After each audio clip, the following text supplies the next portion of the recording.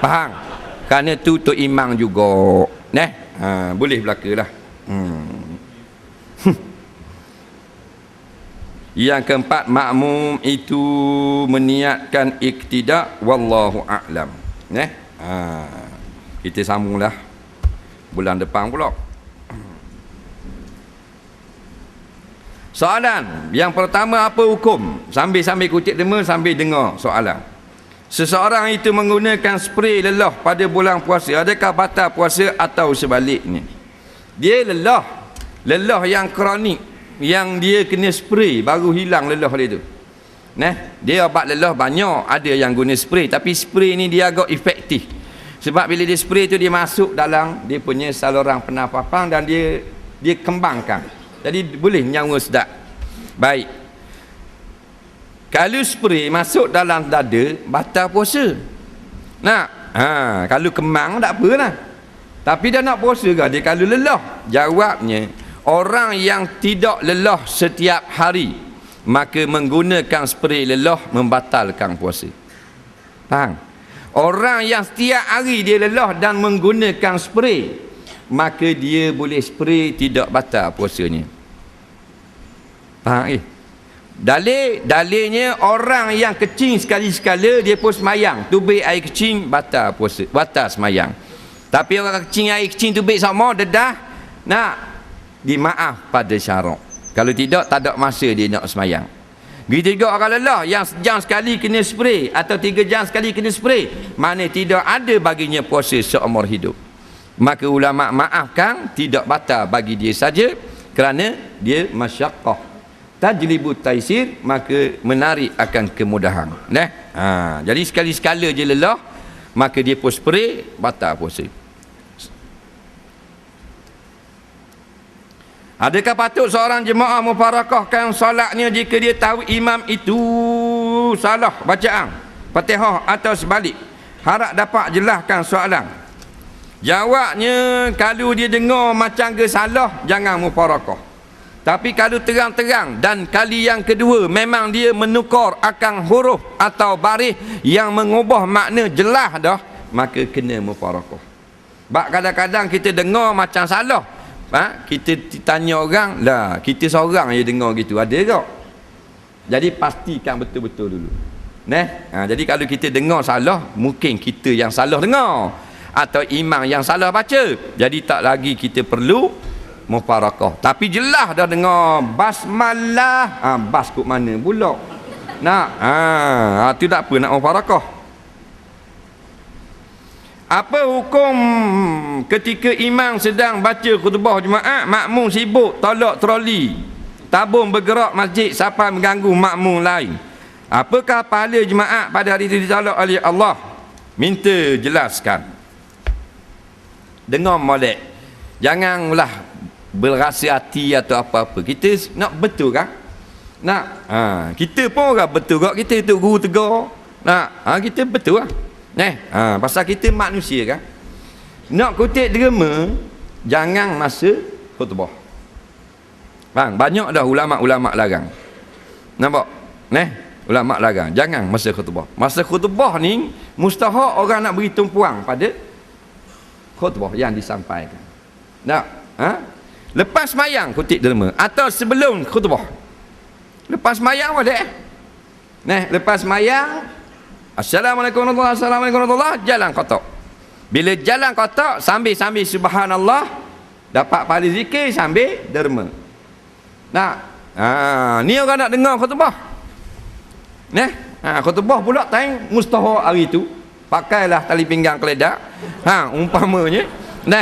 Jadi ganggu ralak orang. Jadi kalau kita buat salah dah, baiki balik. Lepas semayang, jalan tabung.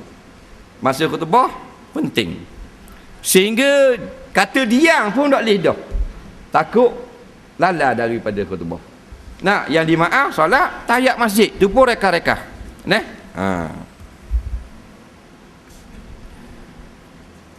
Soalan seterusnya.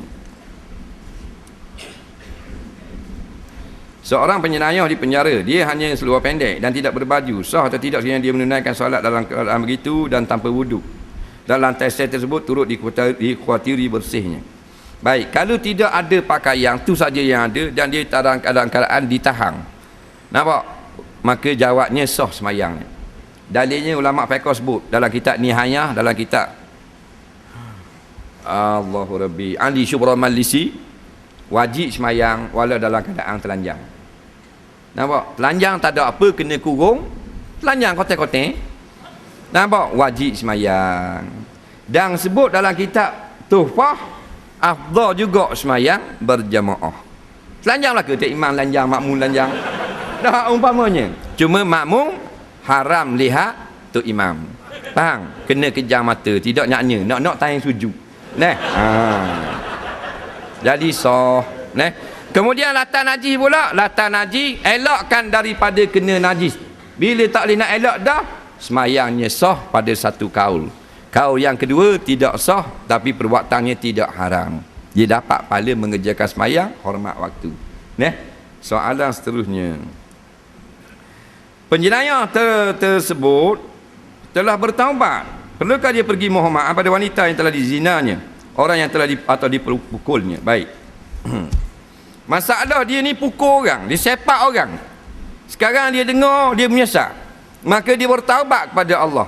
Kalau buat zalim kepada orang, wajib kena minta maaf dulu dengan orang yang kita sepak terajang tu. Nampak? Dengan orang yang kita tumbuk sampai lebang mata-mata. Nak kena minta maaf. Tidak, Tuhan dah ampun dosa kita. Itu masalah buat zalim. Dalam masalah zina bukan dosa zalim, ni dosa maksiat. Nampak? Jadi zina tak wajib pergi minta maaf kepada perempuan, kerana kita tak buat zalim ke dia. Nampak? Zina ni dia kena zalim. Zalim ni rogol, wajib kena pergi minta halal. Perogo. Nah, puan tidak suka dia pergi rogo. Hak ni suka sama suka. Nah, jadi tak payah minta maaf. Nampak tak? Dia gitu. Hanya perlu taubat kepada Allah. Hak ni Nabi kata zina lebih ringan daripada pengupak. Apabila berzina, Nabi kata seseorang itu bertaubat, Allah ampun dia. Tapi bila mengupak, kait dengan hak orang, Tuhan tidak ampun selagi tidak minta maaf dengan yang kita upak. Itu berat. Bukan kata baik zina. Nampak? Kau kata main pergi zina, pada mengupak main pergi zina. Kan gitu. Neh.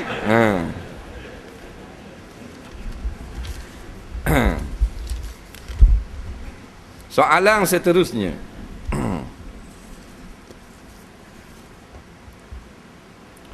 Saya nak tanya, kalau kita tinggal puasa tahun-tahun lamanya, lepas tu kita bayar fidyah, perlu ke kita ganti puasa? Sebab ada orang kata boleh pilih. Nak bayar fidyah ke tak mau nak ganti puasa, boleh pilih. Jawabnya, kalau kita tinggal puasa, apa sebab? Sebabnya kita dulu lara, kawan sangat, maka tinggal puasa. Bukan uzur. Maka kita kena qada. Tapi dah lama dah, lakar tahun, tidak ada uzur kita lambatkan qada, maka wajib qada dan fidyah. Yang kata boleh pilih ni, mak kita mati tinggal puasa. Mak kita tinggal sehari baru ni. Nampak tak? Dalam bulan puasa tinggal sehari. Mati petang nak raya, berdengar bunyi benda, kejut mati. Maka qada tak boleh nak qada. Jawabnya waris. Anak-anak boleh pilih nak tolong qada atau bayar fidyah. Faham lagi? Tu baru boleh pilih. Hak kita tinggal tak boleh pilih, melainkan kita orang tua yang tak mampu untuk puasa. Wa 'alal ladzina yutiqunahu fidyatun ta'amu miskin, Allah kata. Dan atas orang-orang yang tua bangka, dia tak kau muda dah, semakin tua, maka tak larat nak puasa, bolehlah mereka bayar fidyah sahaja, tak payah qada. Faham? Sesat. Soalan seterusnya.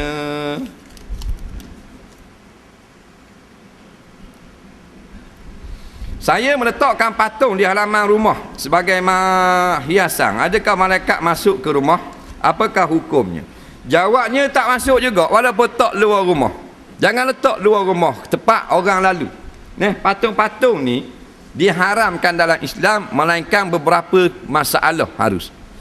Yang pertama, kerana kita mengelakkan daripada masuknya malaikat, iaitu benda yang baik dalam rumah. Innal malaikata la tadkhulu baitan fihi suwarun wa fi riwayatin timsilun.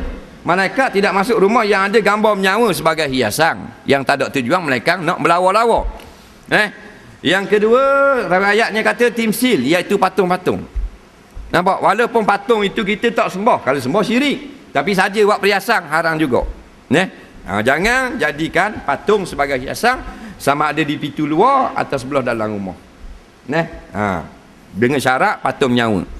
Nak buat patung boleh, patung benda yang tak menyaun. Macam patung kereta. Kereta tu mainan tu kan. Tu orang panggil patung lah. Kalau gambar dia sekeping atas kertas. Kalau stokor gitu kita beli kereta dekat supermarket. Tak kereta mainan. Itu patung lah tu. Dia kata patung kan ada tangan. Tu patung orang.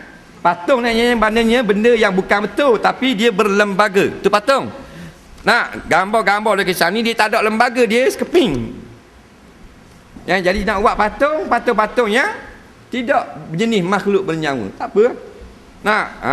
Dia beli pokok pisang, orang buat dengan kayu kan, dia pergi di Bali. Orang Bali Indonesia dia pandai nukang ni, ngukir. Dia buat pokok pisang, comel-comel dia buat. Tu tak apa. Pasal bukan patung nyawa.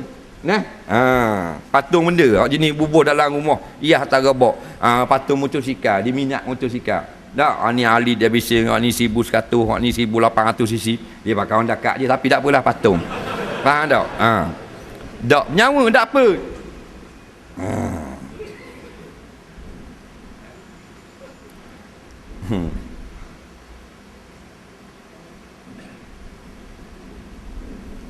Kawan saya selalu cukur kepala anak dia, tak kira lah lelaki atau perempuan, sehingga anaknya umur setahun. Katanya supaya anaknya cerdik. Saya kesian anaknya perempuan dibotokkan hingga 1 tahun.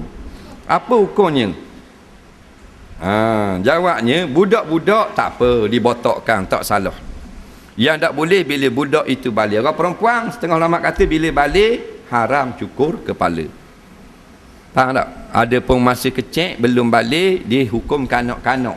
Maka dia boleh buat rambut lelaki, dia boleh buat rambut botak. Budak lelaki boleh rambut panjang. Budak lelaki tak balik, ulama mereka kata boleh pakai rata. Faham? Boleh pakai gelang pasal tak ada hukum.